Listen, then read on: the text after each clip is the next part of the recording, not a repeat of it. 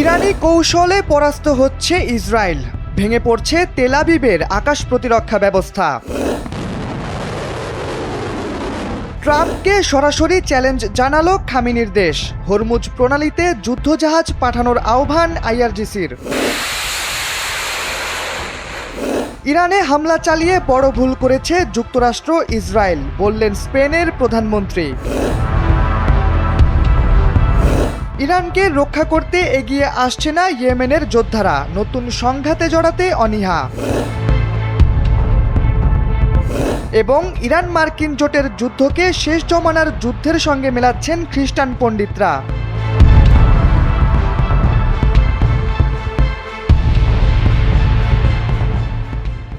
ইসরায়েলের আকাশ প্রতিরক্ষা ব্যবস্থাকে রীতিমতো নিঃস্ব করে দেওয়ার কৌশল নিয়েছে ইরান। একের পর এক ড্রোন আর মিসাইল ছুড়ে ইসরায়েলকে কার্যত কোণঠাসা করে ফেলেছে ইরানের বিপ্লবী গার্ড আইআরজিসি। এসব হামলা ঠেকাতে বেগ পেতে হচ্ছে ইসরায়েলের এয়ার ডিফেন্স কমান্ডকে। প্রতিটি ক্ষেপণাস্ত্র ঠেকাতে ব্যবহার করতে হচ্ছে দামি ইন্টারসেপ্টর বা প্রতিরোধকারী ক্ষেপণাস্ত্র। বিশ্লেষকদের মতে এখানেই লুকিয়ে আছে তেহরানের মূল কৌশল। লাগাতার ড্রোন ও ক্ষেপণাস্ত্র নিক্ষেপ করে ইসরায়েলের ইন্টারসেপ্টরের মজুদ ধীরে ধীরে শেষ করে দেয়াই তাদের মূল লক্ষ্য। সামরিক কৌশলে এটিকে বলা হয় প্রতিপক্ষের শক্তিকে ক্ষয় করে দেয়া, অর্থাৎ টানা আঘাতে শত্রুপক্ষের অস্ত্র, সরঞ্জাম ও সক্ষমতা কমিয়ে আনা, যতক্ষণ না পর্যন্ত তাদের প্রতিরোধ শক্তি দুর্বল হয়ে পড়ে। একই সঙ্গে এই হামলার মাধ্যমে ইরান বিশ্বকে আরেকটি বার্তাও দিতে চায়।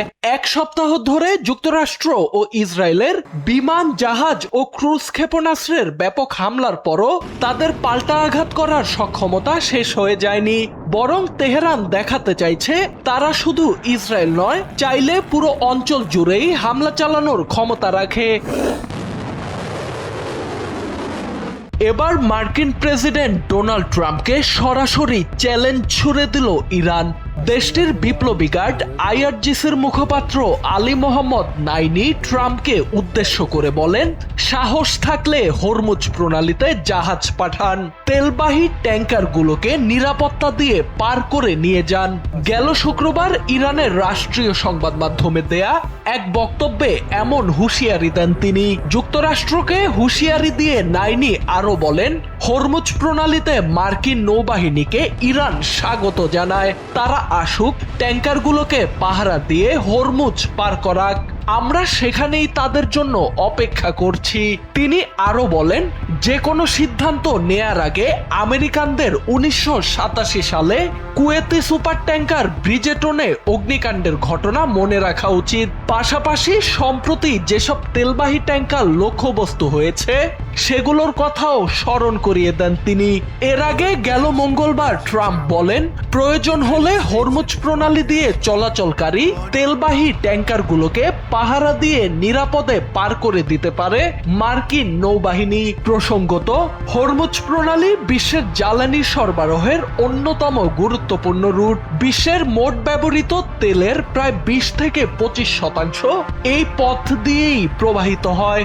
সৌদি আরব, ইরাক, কুয়েত এবং সংযুক্ত আরব আমিরাতের তেল রপ্তানির প্রধান পথও এটি। ইরানে যুক্তরাষ্ট্র ও ইসরায়েলের হামলার পর গেল 2 মার্চ এই গুরুত্বপূর্ণ জলপথ বন্ধ করে দেয় তেহরান। এরপর থেকে হরমুজ প্রণালী দিয়ে জাহাজ চলাচল ও জ্বালানি রপ্তানি কার্যত বন্ধ রয়েছে।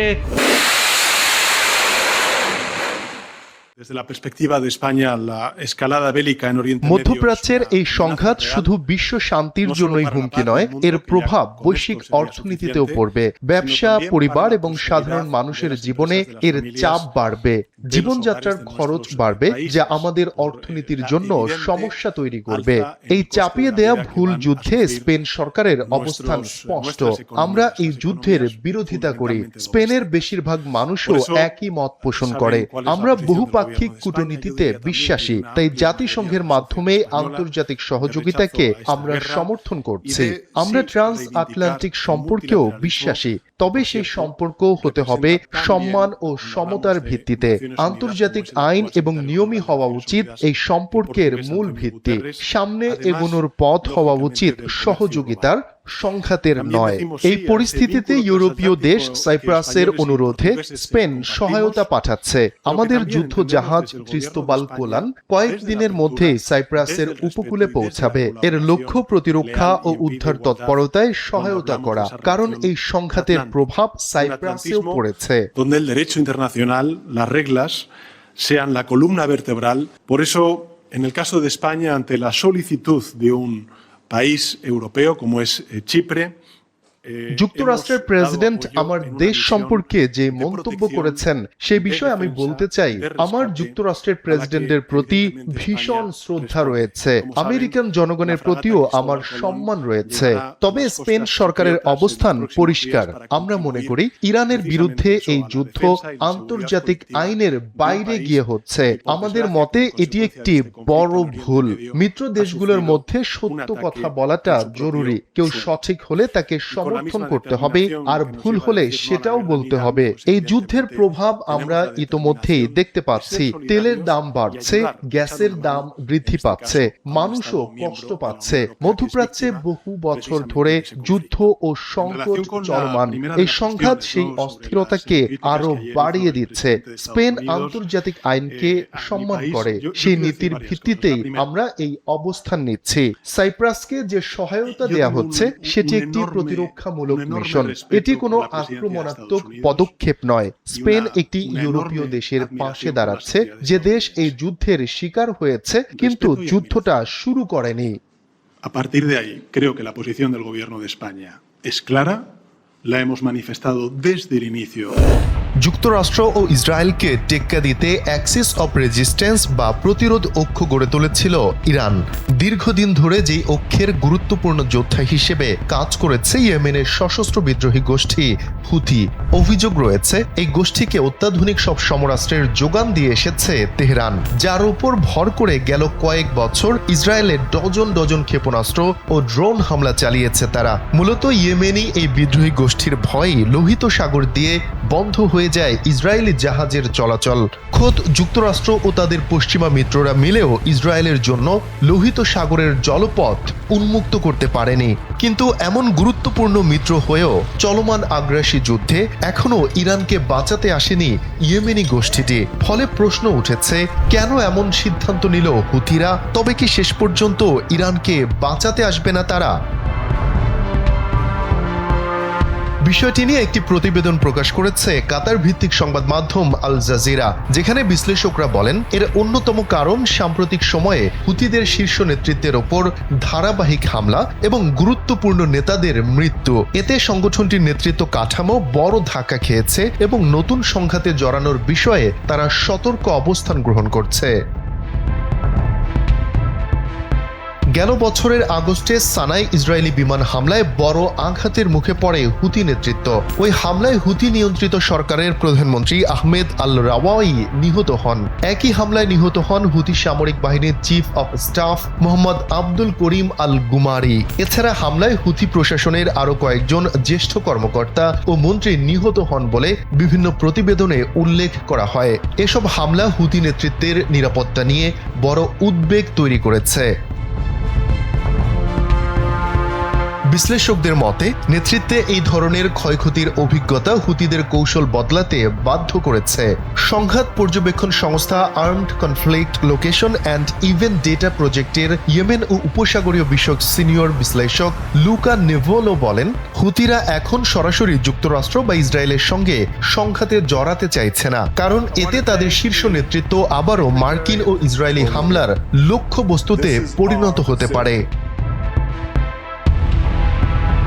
ইয়েমেনি রাজনৈতিক বিশ্লেষক সাদ্দাম আল হুরাইবি মনে করেন হুথিরা পুরোপুরি সংঘাতের বাইরে নেই। তার মতে যদি যুদ্ধ আরো বিস্তৃত হয় এবং ইরান সরাসরি তাদের সহায়তা চায় তাহলে তারা যুদ্ধে নামতে পারে। তবে আপাতত তারা পরিস্থিতি পর্যবেক্ষণ করছে এবং নিজেদের শক্তি ধরে রাখার প্রচেষ্টা চালিয়ে যাচ্ছে। এদিকে ইয়েমেনি গবেষক এবং মেসা গ্লোবাল একাডেমি এর নন রেজিডেন্ট ফেলো আদেল দাশেলা বলেন, হুতিরা এখন নিজেদের একটি স্বাধীন আঞ্চলিক শক্তি হিসেবে তুলে ধরতে চাইছে, তাই তারা এমন অবস্থান নিচ্ছে যাতে মনে না হয় যে তারা কেবল ইরানের নির্দেশেই যুদ্ধটা করছে। সব মিলিয়ে বিশ্লেষকদের মতে নেতৃত্বের ক্ষতি, সম্ভাব্য নতুন হামলার আশঙ্কা এবং কৌশলগত হিসাব, এই 3 কারণেই হুতিরা আপাতত সরাসরি যুদ্ধে নামছে না। পরিস্থিতি বদলালে তাদের অবস্থান দ্রুত পরিবর্তিত হতেও পারে। শফিকুল ইসলাম শান্ত, এনপিবি। আজকের যুদ্ধ বিগ্রহে লিপ্ত থাকা ইরান একসময় পরিচিত ছিল পারস্য অঞ্চল হিসেবে। আল কুরআন, তাওরাত, জাবুর, ইঞ্জিলে পারস্য অঞ্চল বোঝাতে তখনকার সভ্যতা বা রাজাদের নাম ধরে ডাকা হয়েছে। ইসলাম ধর্মে সুদূর পারস্য থেকে আসা সাহাবী সালমান ফার্সি রাদিয়াল্লাহু তাআলা আনহুর নামেই প্রচলিত আছে একাধিক হাদিস।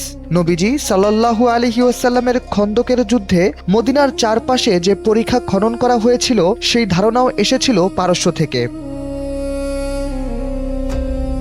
ইতিহাস সমৃদ্ধ এই অঞ্চলকে নিয়ে একেশ্বরবাদী ধর্মগ্রন্থগুলোতে আলোচনা হয়েছে বহুবার। আল কুরআনে সূরা আর রুমে সরাসরি রোমান পারস্য যুদ্ধের ভবিষ্যৎবাণী করা হয়েছে। এছাড়া হাদিস গ্রন্থ থেকে জানা যায়, পারস্যভাষী সালমান ফার্সি রাদিয়াল্লাহু তাআলা আনহুর কাঁধে হাত রেখে নবীজি একবার বলেছিলেন, ইমান যদি সুরাইয়া নক্ষত্রেও থাকে তাহলে পারস্যের মানুষ তা খুঁজে বের করবে। এছাড়া মুসলিম ধর্মে বহুল পরিচিত 6 জন হাদিস সংকলকের দেশও ছিল ইরান। বাইবেলে পারস্য রাজা সাইরাসকে একমাত্র অ-ইহুদি হিসেবে উল্লেখ করে ঈশ্বরের অভিষিক্ত বলা হয়েছে। ঈসাই গ্রন্থগুলোতে বলা হয়েছে তিনি বাবেলে বন্দী ইহুদিদের মুক্তি দিয়েছিলেন এবং তিনি ইহুদিদের জন্য জেরুজালেমে মন্দির নির্মাণ করার অনুমতি দিয়েছিলেন। তাওরাতের অংশ স্ক্রোল অফ স্টারে পারস্য সাম্রাজ্যের রাজনৈতিক কাহিনী তুলে ধরা হয়েছে। ইহুদি নেতারা বর্তমান ইরানের সাথে যুদ্ধকে সেই কাহিনীর সাথে তুলনা করেন। বাইবেলের ইজিকিয়েলের শেষ জমানায় যে যুদ্ধের কথা বলা হয়েছে সেখানেও পারস্যের নাম এসেছে। অনেক খ্রিস্টান পণ্ডিত বর্তমান সময়ে ইরানের সাথে হওয়া ইসরায়েলের যুদ্ধকে সেই শেষ জমানার যুদ্ধ হিসেবে মনে করছেন। ধর্মগ্রন্থগুলোতে পারস্য নিয়ে বলা হলেও ধর্মীয় গবেষকরা কোনো বর্ণনাকেই একেবারে সত্য হিসেবে মেনে নিচ্ছেন না। তারা বলছেন, ধর্মগ্রন্থগুলোতে যে যুদ্ধের কথা বারবার বলা হয়েছে তা আসতে মূলত আরও অনেক দেরি। শাহরিয়ার আহমেদ, এনপিবি।